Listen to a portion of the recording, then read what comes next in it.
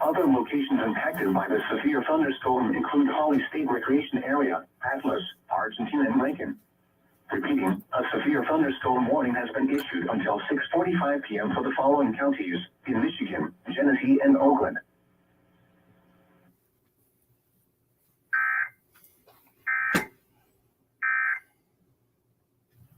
Okay, you're back with Community Connections, community talk for community people. We have this bad weather circulating around here. Don't know whether or not it wants to rain or not. But Terry, if you'll finish up what you were saying. Well, I just think on that the promote the vote. We're going to be a part of the organizations who are circulating those petitions and asking people to sign them. So we will. We're going to have our name and our seal on it, so they'll know that this is the right one. We're going to try to educate voters and keep you abreast of what's going on for the rest of this year throughout the election cycle. Yes. Look forward to that. There's more information to come. I do want to give you these few announcements. There is a career fair taking place on Friday, April the 29th. It is put on by Youth Development Incorporated, and it will take place at 10 o'clock to 3 o'clock at the Wolverine State Baptist Convention. And there are a number of activities going on in the community coming up 1st of May. There's hats off to mothers, to mom, hats off to mom. There's glitz and glamour.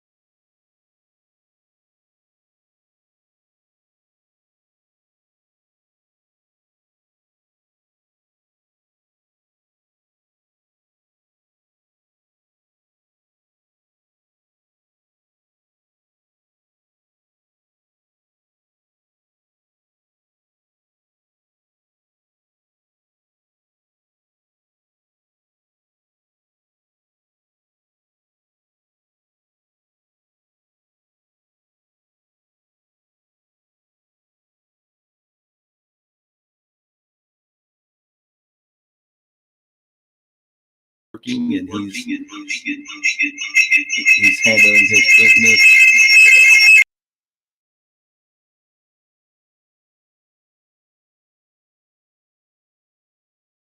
In the process of making some things happen. That was my fault, Rob. Go ahead. You should be able to come in now. For those of you who are listening on social media, I certainly apologize. I hit the wrong button. That was me, not you this time, Rob. Rob, what's good with you over here?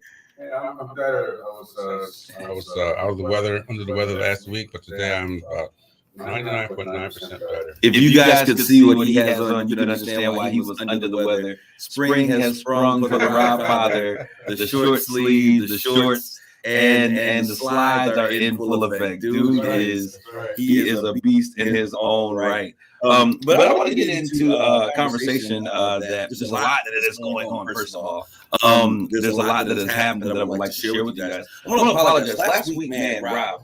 You know, I do a lot in the community, and I enjoy doing everything that I do. Right.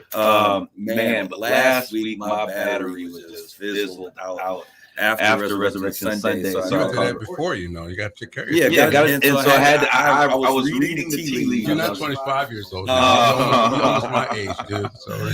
Well, the bar keeps changing the older I get, so I don't ever hit that one. But for those of you who are out there, I just want to say, I apologize. I know that many of you are hitting me up, and you guys look forward to this. And so I thank you for all of you listeners out there. When I see you in the community, you're continually saying, hey, I listen and I make sure that I'm there every Sunday. We're going to have a conversation today, I think, which will be a great benefit. I get asked all of the time, Kareem, how are you able to bring that partnership together? Or how are you able to create or forge that relationship with that particular group or body? So today we're going to talk about creating powerful partnerships. And hopefully you'll get somebody into the conversation. I want to give you some clues and some things that I have done that have served me well. Not that I'm the guru on all things, but I've been blessed to have some amazing partnerships that have served me extremely well and continue to be able to do so. So I want to share some of those things that I do. Hopefully you guys can share some of your tools as we are in that conversation. But before we get to that, I want to give a shout out, mad shout out to Representative O'Neill, our wonderful mayor, Terry Pruitt, the president of the NAACP, vice president, the union over, I think it's 699 over on Bagley. I hope I got that right. And all of those powers, all of the powers that be over there, Mr. Gerald Kareem, our Dow Treasure Academy, the group of ninth graders I've been working with and going to follow through the 12th grade, were afforded an opportunity to go and to meet their governor, their state rep, their mayor, and the NAACP president and vice president and other civic officials. And it was a great opportunity for those young people. They were so excited. And three of them had questions that they wanted to pose to our governor. And she took out time to do just that. Rob, we're saying that they're getting an echo out there in radio or in social media land. I'm not exactly sure what's going on. Some of that may be because of my booming voice. Do we need to turn it down on the other end of the board? All right. So hopefully things will get better. I'm not exactly sure what's happening, but hopefully we can get that worked out. But it was an amazing opportunity. We had a great time. The kids were so excited. They were like, we met the actual governor. We had an opportunity to talk to our rep. And so as we talk about civic engagement, now I'll tell you something. Some of them were like, how many governors do we have in the state, Rob? I got to ask that question. So how many governors do we have in Michigan? And I was like, the governor is kind of like the president of Michigan. So we have one president.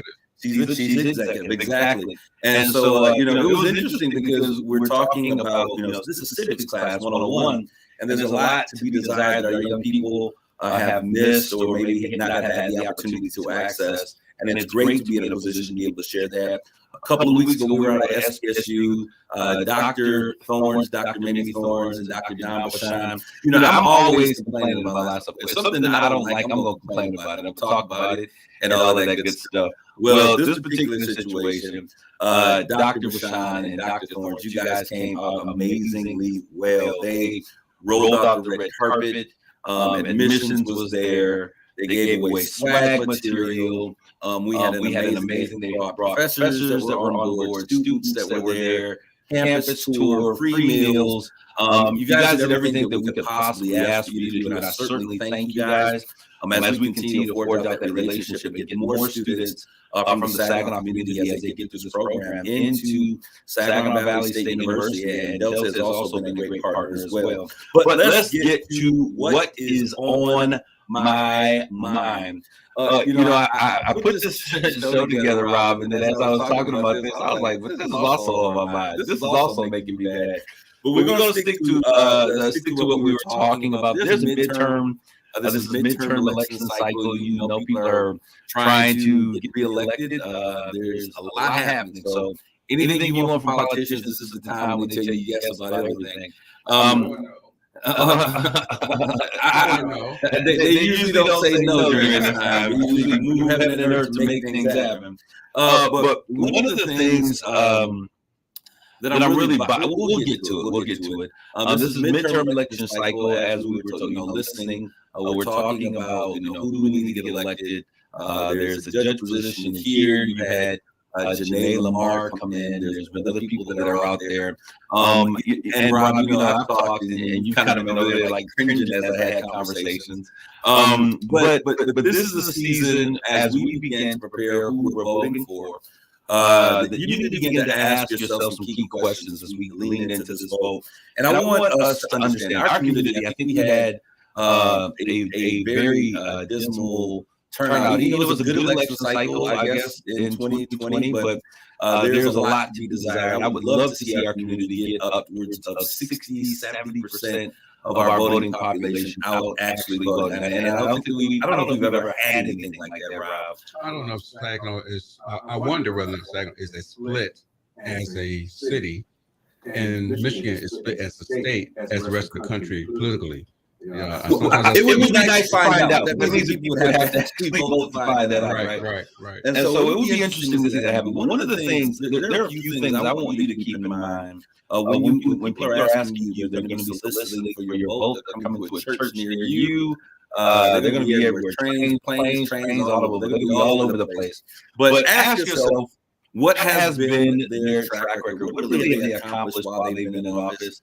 I know there's city council positions up, there's commissioner positions up there, all kinds of positions that are on the table. What has been the track record? And ask yourself, when was the last time you've seen this individual in your community? What have you done for me lately? There you go. I know you used to do nice things. I know you promised some nice things for me, but what have you done for me lately? There you go, Rob. So what is the sum of their existence in office? What has been the changes that they've been able to bring in? And then you also have to give by for other people who have opposing ideas, but what has been the net some of their existence? And all of these things that are going on now, I say that because I really want to get to the thing that really is on my mind, and that's this concept or this idea or the thing that is jeopardizing America, which is this voting rights bill. I told you, Rob, when we were turning, I think it was maybe even 2021, and I was sharing with you how I was really concerned about how we were pushing all of these other agendas, big Build Back Better, the APR funds for this, the APR funds for the APR, all of these other things that we were neglecting to really take on this whole voting rights bill thing. And I told you that what's going to happen is that something else is going to come that is going to distract us. Do you remember us having that conversation? Yes. And I said we need to make it a priority immediately. It kept being put on the back burner. Someone said that there's a vibration in my voice. That's usually the booming sound of my voice. Thank you for those who are listening. Yeah, we're trying to correct it on our end. We're trying to correct it on our end. And so now we find ourselves exactly in that position. We are knee-deep in this war in Ukraine, and we're going to talk about that a little bit as well. That'll come up next. But it's important for us to hold some people accountable. And what I mean by this is that if our importance is not important, our voting rights, our ability to vote, and our ability to do the things that we do is not important, then why should they count on our votes? Right. And why are they working so hard to try to take the votes away or restrict the way we vote? We're obviously a threat. And it's a big threat. And we've seen this happen since 2024. We said that this was going to happen. Since 2020. Since 2020. I'm sorry, this is 2024. You're right. Since 2020, we knew that this was going to come up and become an issue in 2024. It's already here. It started immediately after the results were in. It never stopped. Those of you who have been sidetracked and looking at all of the roses and flowers and smelling roses on the side of the road, it's time for you to slap yourself and come to your new reality. Things have changed. There are at least 40 states that have changed and made it more difficult to vote since the 2020 election, including this craziness, DeSantis down in Florida with his impassioned fight. And what I think he's really doing is positioning himself. There you go, Jeff. He says same thing happens with the Black agenda. Absolutely. We get distracted. But DeSantis has passed this new legislation like he is the czar of Florida. That he has changed the districts and redistricted the area where he has basically almost decapitated two of our Democrats who are in Florida, Val Demings, and I can't remember the other guy's name that's in Florida. And it's not even about, it's crazy. And it's not so much that they're Democrats. It's the fact that they're Black Democrats who are down there. And so by moving them and changing those districts and trying to legally, which he has the power to do, to take away power as a legal grab is absolutely. Well, he has that power because he has the state legislature. He has the Republican legislature in Florida is in control. But we've seen that happen. You guys have heard this whole conversation about don't say gay in Florida, the laws that were there, and it started off as one thing, and it turned from CRT to having conversations with kids. Well, to talk to them about how they feel. And I don't get into all of that, right? I think that parents should be responsible for how they raise their kids, right? However, that has led, because Disney has now, voiced their opinion in opposition. And as any great dictator, as we have seen, he has now taken away Disney. For those who don't know, Disney, the actual city is called Disney. And just on the other side of Kissimmee, Florida, there's a small town called Disney. It is really a true city. They were their own place. They have their own mayor, their own tax code, and all of those things. But as a part of that punishment, they have removed that, which means that that tax base now has to be recouped from other people, meaning that the next communities over are Kissimmee and Orlando, those areas that are heavily populated with Black individuals, meaning that these individuals will now have a greater share of tax burden that they have to carry because of this new situation that's taking place here. They're going to absorb the $1 billion debt that Disney had. Absolutely. And it has to be spread somewhere. Somebody's got to pay, and it's always the young. It's those individuals like you and I who are often caught with the bag in the hand. So we've got to really begin to wake up. Sleepy Joe, you sleeping on this situation, bro. It wasn't like we had a lot of choices to vote for this last election. It was an egomaniac or an old guy who had been there forever who was responsible for signing the crime bill in '84. I mean, so this was not 2020 was not an election of passion, of mine. I didn't really, I wasn't sold out for any of the candidates. I know some of you were out there for Bernie and some of the other candidates who are more progressive. I didn't necessarily think that that's the way to go either. But we've got to begin to have a conversation because we have now come to the end of the road, as Boyz II Men says, and it's time for us to vote again.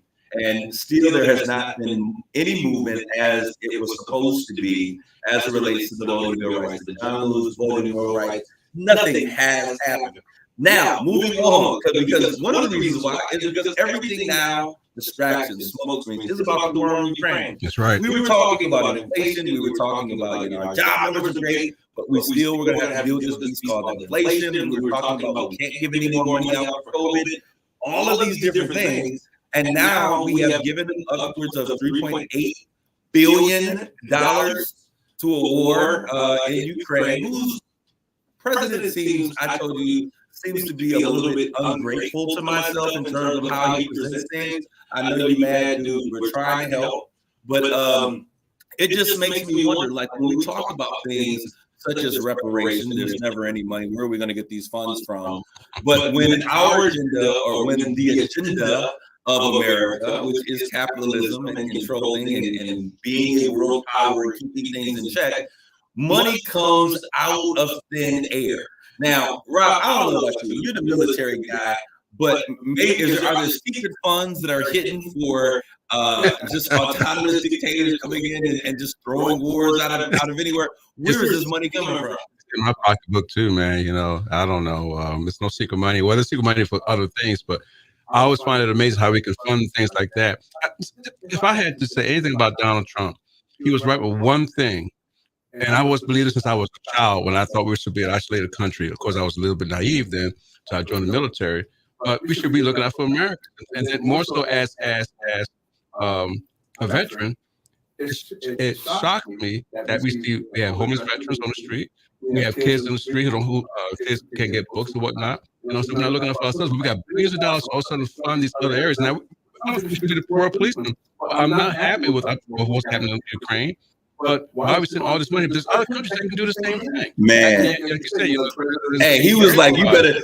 Everybody else is giving 2%. You got to up your program. And now we're gas price hike and everything. Of course, that's a little bit from the inflation that happened during the Trump administration. But still, that's. But no, that you're absolutely right. I think there's a lot of things that we'll look back on and say, hey, as I feel a particular way about immigration. I'm like, listen.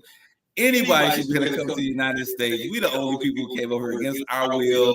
Everybody else came on the ship. You did like everybody else. And now you stake your claim. Now you want to close the borders. However, I'm beginning to have a change in sentiment on this whole border conversation. And I need y'all to listen to me, family. Because the fact of the matter is, as we look at what it means, the thing that becomes more important to America is this POC label, these people of color. And the concept of who we are as Black people, African descendants of slaves, which is a very different statement. Those people who are the descendants of what created this nation, who are the descendants of the most hateful parts of this nation, who are owed reparations for the things that they have gone through, be it education. There's also a financial need that needs to take place. They don't want to have that conversation. No, and so, we've been like, let them come across the border. But I need y'all to understand something. The more individuals that are coming across our borders illegally, the more detrimental it becomes to the lowest portion of our society. If services are going to be cut, who do you think is going to be affected by those programs? So Black folks that are out there, Black, brown, and other, if you're out there and you are a U.S. citizen and you came here, especially those who are African descendants of slaves, you might need to have a conversation with yourself and go back and rethink your positioning as it relates to all of this stuff. Because at the end of the day, if we got to stretch a dollar, we know whose dollar is going to be stretched.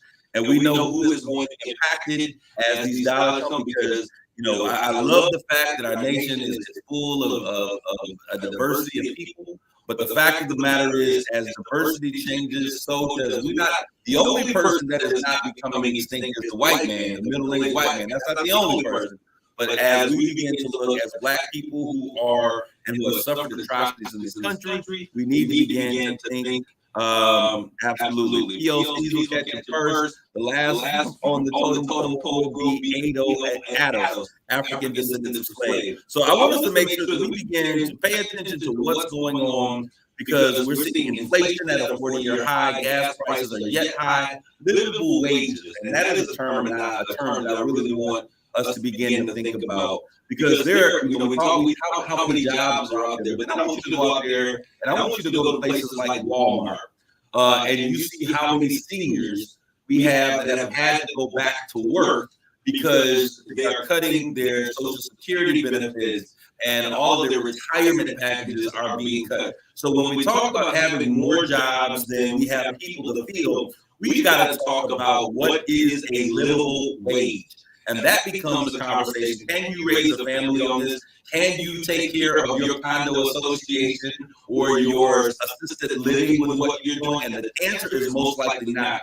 So now we see seniors who have worked and have paid their due and have gone through now fighting teenagers for jobs at places like Walmart and Rally's and Lowe's and Home Depot and Menards. And we're thinking that we're touting these job numbers, but the fact of the matter is we've got to do a little bit better about what is a livable wage.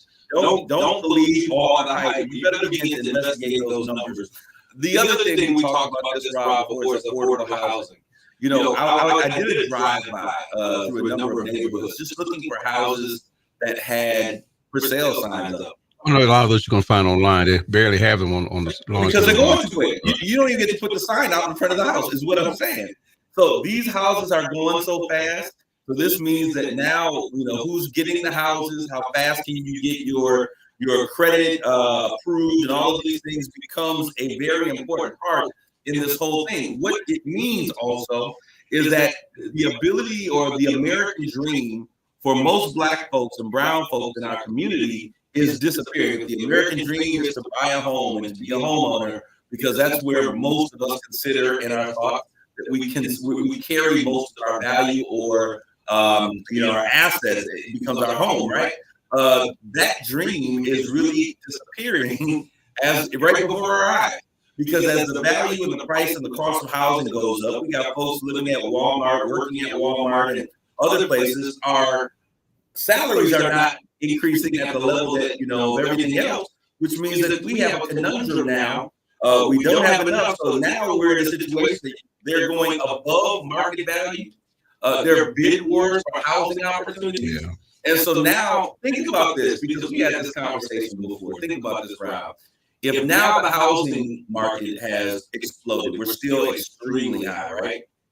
So that means that the cost of a rental apartment also increases. That's right. That means that if you're looking for a place to live in terms of an apartment, remember we told you that affordable housing is based on the median income for those individuals that are in the community. Well, now guess what happens to that price of that rental property that we were talking about? It's exponentially now more expensive. And so now there's some justification in some places for high expensive condos, because this is now they're hitting into our market dollar where they're coming in, and we're unjustified in doing so. So now I can charge that $1,300, $1,400 to do what I wanted to get done, if not more. That's why your rent goes up every year, and you think it may be $50 2 years ago, but now it's $100 more than what it is. So we've got to begin to wake up. We always wake up after it's too late, and we get mad after the fact. Let's get angry before the fact. Let's make our vote make a difference. Let's stand up and demand some things as we begin to go in this thing. And I agree with you, Jeff Bulls, as you said, that's what always happens to our Black or our urban quote unquote agenda. We come in, we lose sight, we go a different direction, and before you know it, the cycle is lost. Your power that you had in terms of holding it before the vote takes place is then lost. We got affordable housing, we got student loan debt, and all of these things that are out there. And to your point, Dr. King warned us against these moderates. Why did Dr. King warn us against the moderates, Jeff? I mean, excuse me, not Jeff, but Rob. He talked about the moderates in some of his writings. And it was because those moderates are those, the body good doers, the do-gooders. They want to do well. Oh, yeah, we're for you. But at some point, we got to move fast. This is what I love. We've got to get over this whole conversation about slavery, because that was, generations ago. My grandparents, my great-great-great-parents, enslaved your great-great-grandparents. And, but we've never had slaves. So at some point, we've got to get over the conversation. And that's like saying, that you dug a hole in my backyard and sifted all the oil out the backyard. We're going to patch up the holes, and the $1 million that you made for me over this time, we just going to call it even. Yeah. It does not work that way. And that is what we've allowed to happen for so long.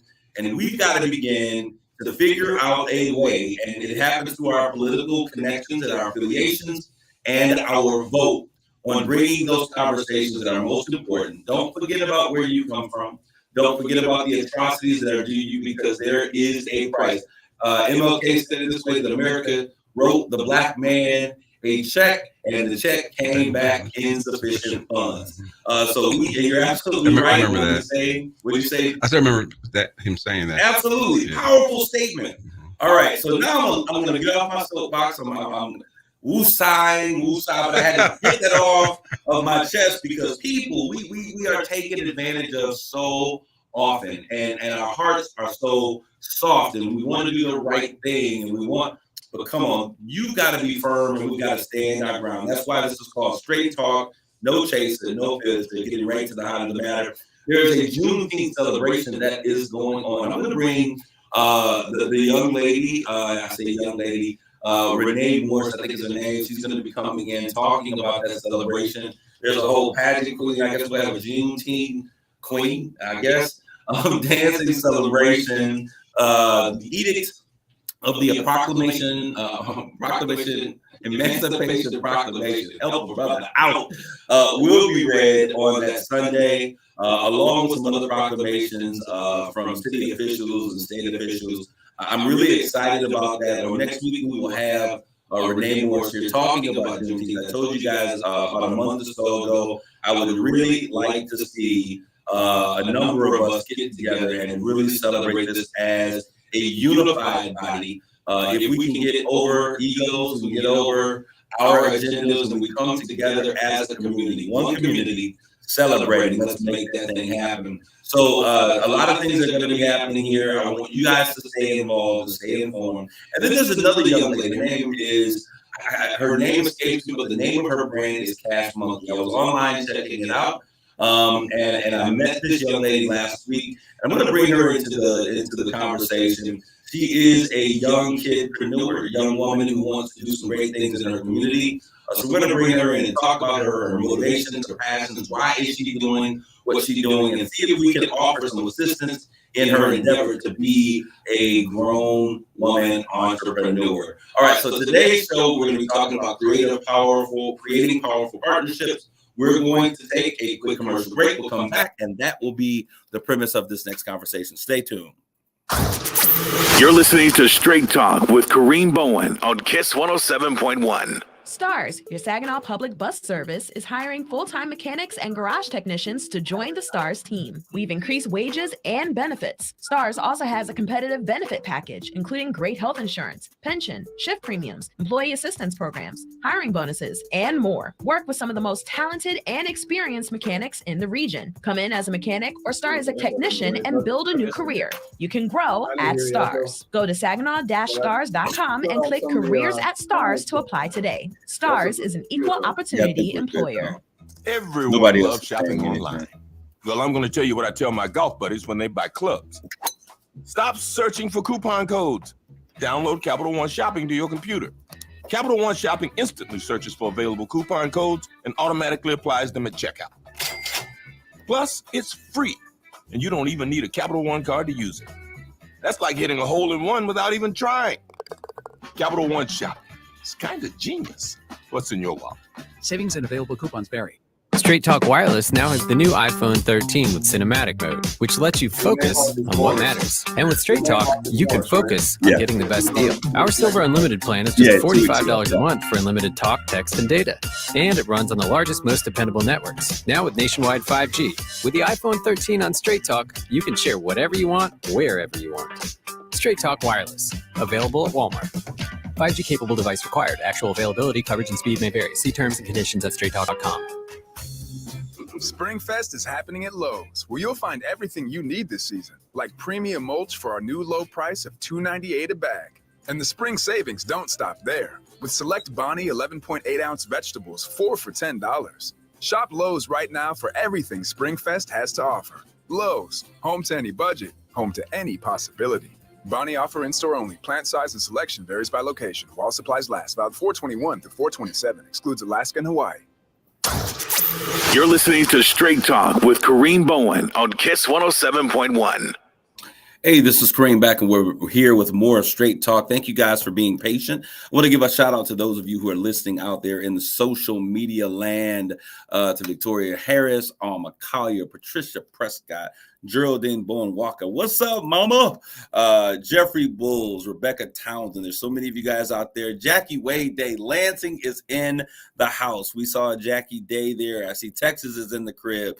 David Ferguson and Tara Ferguson also in Lansing. We want to thank all of you guys that are tuning in here. Please continue to like, tag, and share. I want you to go to our page, Straight Talk with Kareem Bowen, and like the page so that we can continue to grow this audience. And then while you're on there, go to Kiss WTLZ and like their page as well.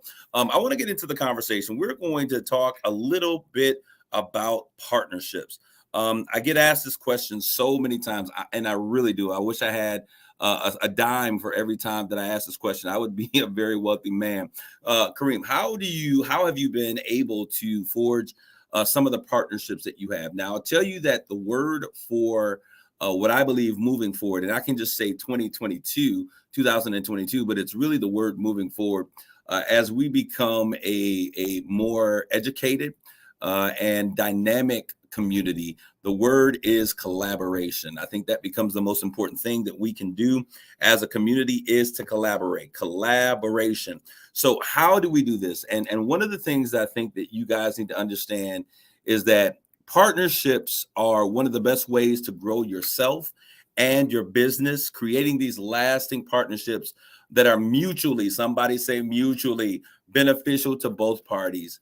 If you look throughout the business world, you'll see example after example of partnerships that have created massive successes, such as Microsoft and IBM, credit card companies and banks, Uber and Spotify, Apple, and sales service providers. The list goes on and on and on.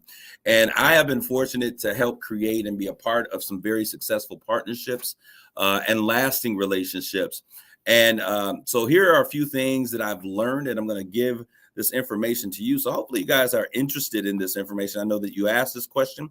Take some notes. If you have any questions, please throw them in the stream or in the chat, and I will definitely do my best to answer the questions that you guys are putting out there. Some of the best partnerships are the ones that you are not looking for. And this is so true. So many times we are strategic and we're planning and we're looking, and all those things are important. But we also have to make sure that we're paying attention to relationships that form organically. Those are often the best partnerships. And as an entrepreneur or business leader, you should always be open to an opportunity and be on the lookout for those things, because you never know when the next big success is going to come from. So over the years, I've found an opportunity with partners in some of the most unlikely places. For example, my partnership, and I don't talk about this all the time, but I do share this with folks from time to time. The partnership that I was able to forge with President Obama's White House that came out of an invitation for a meet and greet for something completely different. And we found that we had very similar thoughts because we were both engaging in the space of dealing with the issue of fatherlessness with young boys. President Obama came up with his fatherhood initiative, and I was doing the Man Up Forum at the time. And so we found that we had similar thoughts on the state of things and how we could then create events and spaces where we could deliver much more of a powerful presence and impact if we were to work together. I wasn't looking for a partner to do events or things of that nature, but I was open to receiving the opportunity. And the White House passion, it was shown through a person by the name of Thabiti Boone. Thabiti Boone was out of New York. I believe it was out of New York. And he was so passionate about the concept of bringing boys and men together to really address the plague that is sweeping the nation, not just in Black communities, but in communities across the globe. And at the same level, we were at the same point in time. And I knew we had to bring this particular partnership into fruition. So I want you guys to always be open to the opportunity and give it a chance. Most partnerships usually don't progress or go anywhere because they lack commitment and action. You will see corporations, in the world all the time. Two companies come together, announce a game-changing partnership, do a big press release, get some headlines, and then you never hear about that relationship again. This happens because once the excitement and the spotlight is over, people tend to get back and stuck into the grind of things. They lose the momentum and the focus that they were they initially started off with that particular partnership. So good partnerships are hard work. I need y'all to understand that. Every partnership that you are going to have, you've got to begin to assess, how much of me am I able to give to this partnership? Because if you're going to develop a game-changing, powerful partnership, you've got to come to the realization that good partnerships are hard work. They're like starting a new business, and you'll have to get the two groups together. Not only are these two groups, but there's two different ideologies in terms of what is important and how we view things. There are workforce cultures or group cultures. If you're talking about a social group, the kappas and the alphas coming together, there are two cultures in how we view things. And what's most important, that we're going to have to be able to work together and overcome these challenges. And you got to understand that there will be disagreements. There'll be some setbacks. And even at times you will feel like quitting. Is this really worth the effort? But to make it work, you have to be disciplined and consistent in order to persevere this particular situation. Now, some of you guys have talked to me, and I'm going to talk a little bit, because some of you said, hey, how did you get corporations and partner with corporations? We can do the local, partnerships. We can work with these community service organizations, but how did you get those corporate partnerships? And I'm going to share really what I've done in those particular situations as well, because corporate partnerships, there is a method to how you must engage that will determine if that corporation is going to be willing to partner with you. And there's some things that are very important and very distinct to a corporate partnership than are different than, community partnerships and these nonprofit organization partnerships. Okay. But in order to do that, in order to succeed in any partnership, you will need to commit to it and take action that is required to succeed. All right. So listen to this. Great partnerships are often ones in which everyone wins. I need you to understand this. Oftentimes when we think of partnerships, we think of a win-lose dynamic. Who's going to win? Who's going to lose? And as we begin to do this, and you're absolutely correct, Rob. Rob said, nurture a partnership as you nurture any relationship, because a partnership is a relationship. When you think about us being here, Rob, every day has not been sunny. Every day has not. He's turning on his mic. He's like, yeah, because I've had to deal with you, Kareem. But this is a partnership. No. It's a cooperative partnership, because we have to understand and communicate with each other. And so as we nurture that, we get better in our relationship, in our working relationship, and the partnership we're doing this show. It's your show, but as an engineer and producer, it's my job. And I have to respect your process. And I respect the fact that you run the show the way you want to, but do it in such a way where we don't get kicked off the air more. With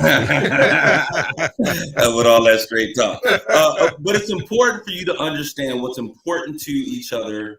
What are the wins? What are the bottom lines? Those types of things become very important.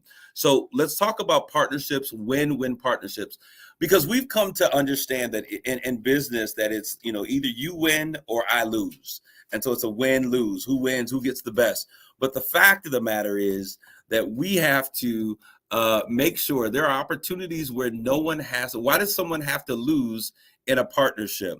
And the key thing is that it takes compromise. We often look at this word compromise as a negative thing, but the reality of it is compromise or collaboration. Compromise means that, we can't win every battle ourselves. But when we think about collaboration, it means that we take the best pieces of ourselves and we bring that thing together. So two words, compromise and collaboration, are very important. Rob and I have had to compromise on some things, and we've also collaborated on some, hey, Kareem, maybe you want to think about this. Rob, you were very good in terms of our partnership in terms of giving me key pieces of information that were important in terms of how I was coming over across the air, certain things, and today. The little things that I often say. Those are just ticks, man. But those are things that when you are working collaboratively, you have to be open to a positive critique. You have to be open to be able to receive and to give feedback, Because at the end of the day, if we are going to put both brands in this thing, if the Rob father and Kareem are going to come together, we've got to make sure that we create a dynamic where both of us feel accomplished, we feel a sense of achievement, and we're able to move forward. And so that is And the just benefits of those belong to those who are getting the end product. absolutely, which is this show. absolutely. And so it means that compromise, which means that you're not going to win every battle. So you've got to determine what are the key things, what are the most important things to you as you begin to go forward that are things that are non-negotiable. And so then you have to also look at, okay, collaboration. Collaboration means we take the very best pieces of who we are. No one has to lose. In compromises, sometimes you feel like it's a win-lose situation. Somebody wins, someone loses. But in collaboration, that's the key word I told you. Collaboration means that we bring the best pieces of ourselves and we put those things together and we make sure that it benefits us both to the best of our ability so that we all are able to achieve and receive the outcomes. What are you going to say, Rob? So when we get married, because that's how marriage works too. Seriously though, because you got two individuals, two separate individuals, a man and woman or whoever it is, and you marry them, they still have to compromise and collaborate on how they're going to get along. Absolutely. And so it means that you have to begin, and this goes further down that path, it means that you have to begin to think about your partners more so than thinking continually about yourself, which becomes harder and harder in this self-absorbed generation. We've got to make sure that we're ensuring that our partners are happy, that our partners are receiving the benefits, as well as making sure that we are in a place and in a space that we feel like we are achieving the things that we have set for it to happen. So great partnerships, and we said this before, are like family. You said they're like relationships, but great partnerships are like a family. And I think about the time that I spend with the people from Dow Treasure Academy. Straight facts about marriage, great stuff. Thank you, Tara. But when I look at this and I look at the relationships that I'm looking at the partnership that I have with the Dow Chemical Company, and we have a core group of individuals that are on that particular board. So it's probably 6 or 7 core members that are a part of the Dow Treasure Academy that are on Dow's side, and they come and we have our team that are on our side. The first thing that we do, we don't get straight to business. Him like some conductor work was last time, right? That was excellent. And a great relationship, very similar. We talk about how are you doing? We talk about each other, like how are you doing? Where are you at emotionally? What's going on in your life? We celebrate each other. We get to know each other because at the end of the day, the person on the other side of that table, their emotional and physical well-being is going to impact you. So you have to make sure that you're not just looking out for yourselves and taking care of the business, but sometimes it means we have to take care of you. Every family has a family plan. You have what your family is known for, but there are times where the family has to check in and take care of one another emotionally. This goes back to the root of this program from day one. We talked about the village. Absolutely. When we talk about it, the idea of building a village and creating a village dynamic means that we collaboratively have to come together. So we need the elders. And what often happens is the enemy, and I'll say the enemy to forward progression, the enemy, if you want, whatever the term is, but the enemy that creates a roadblock between in the village is often the older generation, younger generation dynamic. I've seen it happen a million times. Me being a younger individual, I've always been a part of things and been the youngest person at the table, been the younger individual, and have these bold ideas to make things happen, to want to make change happen, to want to do it now. And older people are more pragmatic. We've tried this before. We've done this before. But the reality of it is you tried it before, but did you try it in this time? Younger people, yes, you've got this great idea, but let's listen to wisdom. And it is the fact that we cannot effectively come in together. We can't, it's difficult to collaborate. It's difficult to partner when it comes to the village because everybody wants to be right. So at some point, we've heard the saying what before, too many chiefs and not enough Indians. And those of you who are listening, if you've ever been a part of a collaborative partnership and nothing seems to get done, And you're saying because there's too many chiefs and not enough Indians. And I know that's a derogatory term, but that's a saying that we have used, meaning that there are a lot of people who want to call the shots, but no one really willing to do the hard work. Put it down the homes, too many cooks in the kitchen. Well, there you go. There's another example that's probably more apropos. I think Geraldine would appreciate that. Appropriate for what we're talking about. But it's important for us to begin to consider those dynamics. Now, I want to talk about some type of partnerships before we get into this idea of how do we garner the corporate partnerships and get them to come on board with what it is that we're doing. I have an idea, I have an event, I have a program, I have something that I want to do, and I think we want these corporations, and oftentimes we look at corporations really just as funding funnels, as places that we can go get money, but we have to begin to envision them just a little bit different. I'm going to share that in just a minute. So I want to talk about these types of partnerships that exist. They're the new partnerships, or what I would call dysfunctional partnerships. And the reason I use the word dysfunctional is because there is a need but little integration. Integration. I'm struggling over here with words. The man with a million words. There is a need, but there's little integration between the two. Both stay at both ends, and you'll be able to know when you hit these types of partnerships. Both stay on their side.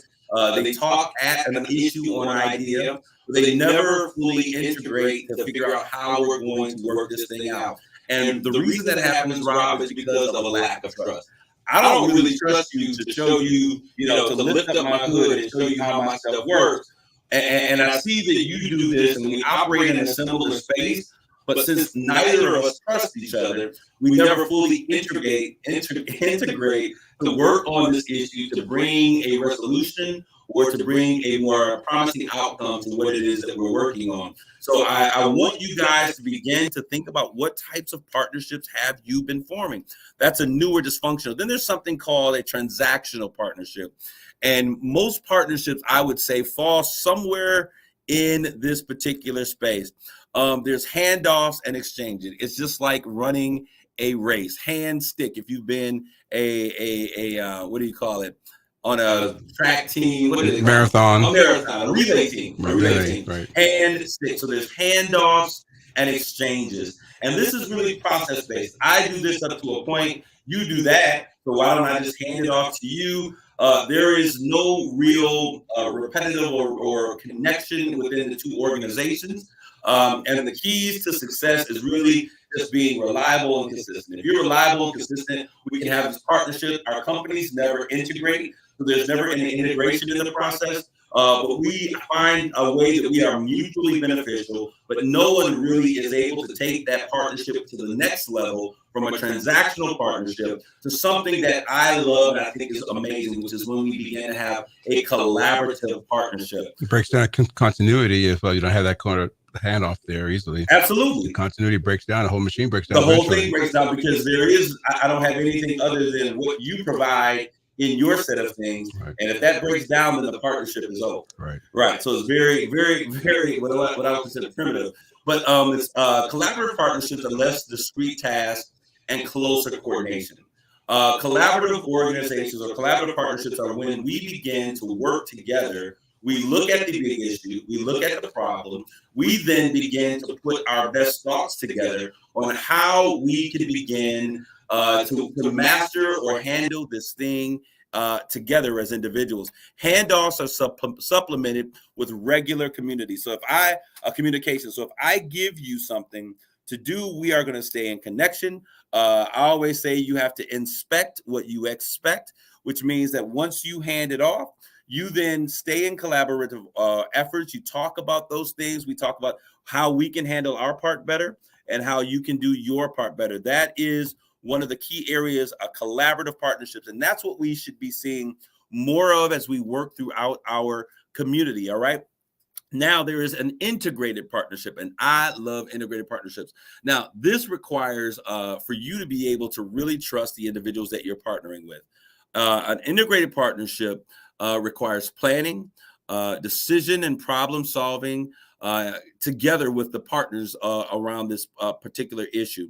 It requires consultation, and that consultation goes beyond just the obvious business need. When we become integrated, it means that I am willing to connect. Reliability, consistency is great. Okay, great. It means that I am willing to attach my brand to your brand. And so it means that we have to know each other at a deeper level when we begin to form these integrated partnerships. We go beyond just the work, the inputs and the outcomes, the handoffs and the exchanges to really planning and forging some things together. It's when we begin to say, you know what, we have an issue with homeless or youth violence in our community, or youth being active in our community, or community service organization. And instead of coming to a table and saying, hey, I do this, you do this, why don't we do that together? We then say, listen, if you are able and you work well in this area, and I work well in this area, why don't we come together and we begin to create a dynamic that we can then ideate on how to solve this issue together. It means that we're combining resources and opportunities. And this is something where we often fail to move forward to, and it all boils down to a lack of trust and real ability to supplement all of our feelings with real communication. We follow Isaiah 1:18 of the King James Version. Come, let us reason together. Okay, look at Rob throwing out scriptures. I got you, my man, but you're absolutely right. And that is when we're able to do that, that is when the greatest parts of us happens. I want to give you guys some assessment tools for these partnerships, all right? The first thing I want to say is to nurture the nature of your work, with them. What is the nature of the work that you have going on with them? And then you have to understand, you have to be willing to work closely with them. You hand off to them, they hand off to you. That is a key piece that there has to be a give and take. What is it that I am bringing to the table? And then what are you bringing to the table? And what is that mutual benefit that we both have? If there's a partnership that exists where one individual has the upper hand, so to speak, and one is the continual contributor and the other is the receiver, that partnership won't last long. The second thing, the assessment tool. What do they have that you need? And that is so very important. What is it that this particular organization have that you need? Is it something that you might be able to get somewhere else? Or is it something specific, or how they have what they need, or how they utilize what they have that is most advantageous for where you are positioned? We want to talk about who's the ultimate decision maker in a particular situation.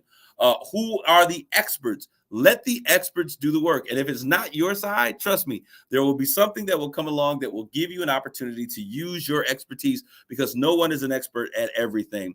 Then we have to think about this. What are the resources you or the team needs at your disposal? Oftentimes a partnership will come together, and when that partnership comes together, you'll recognize, if both teams are honest and not trying to do everything in and of themselves, that there's often a need for an additional partner to be able to fill the gaps in which we are meeting. Thirdly, the last tool, what do you need them to do for you? Every partnership has an ask. I don't care.